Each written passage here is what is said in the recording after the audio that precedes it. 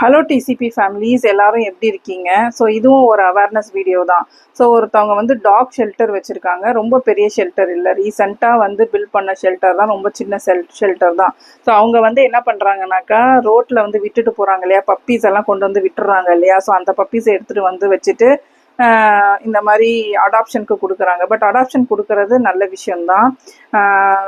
But என்னன்னாக்கா அவங்களுக்கே awareness இல்லை அப்படிங்கிறது தான் இங்கே வந்து ஒரு ஷாக்கிங்கான விஷயம். என்னன்னா அவங்க அவங்க ஷெல்டரில் நிறைய குட்டிங்க, பெரிய நாய்ங்க எல்லாம் பார்வை வந்து இறந்து போயிட்டாங்க.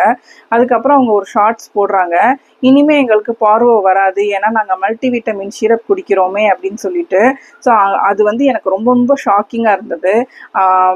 பார்வை வந்து வெறும் வேக்சினேஷனால் மட்டும்தான் அதை தடுக்க முடியும். வந்த பிறகு அவங்க ஒவ்வொரு டாகோட ஹெல்த் கண்டிஷனை பொறுத்து தான் அவங்க சஸ்டெயின் ஆவாங்களா இல்லை வந்து இறந்து போவாங்களாங்கிறது தெரியும்.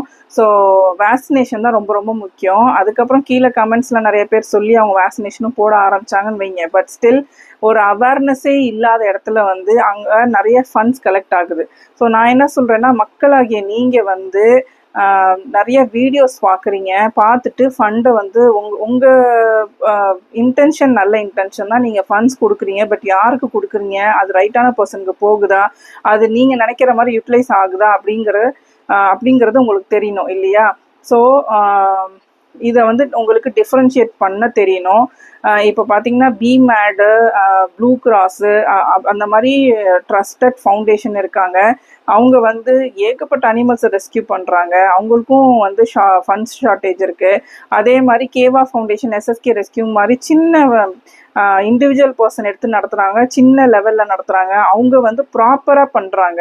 ஸோ வீடியோஸ்க்காகவும் ஃபண்ட்ஸ்க்காகவும் இந்த மாதிரி அனிமல்ஸை ரெஸ்கியூ பண்ணுறேன்னு சொல்கிறவங்களுக்கும், ப்ராப்பராக உண்மையாக பண்ணுறவங்களுக்கும் டிஃப்ரென்ஸ் இருக்குது. அதை டிஃப்ரென்ஷியேட் பண்ணி யாருக்கு உங்களோட ஃபண்டு போகணும் அப்படிங்கிறத நீங்கள் தான் டிசைட் பண்ணணும்.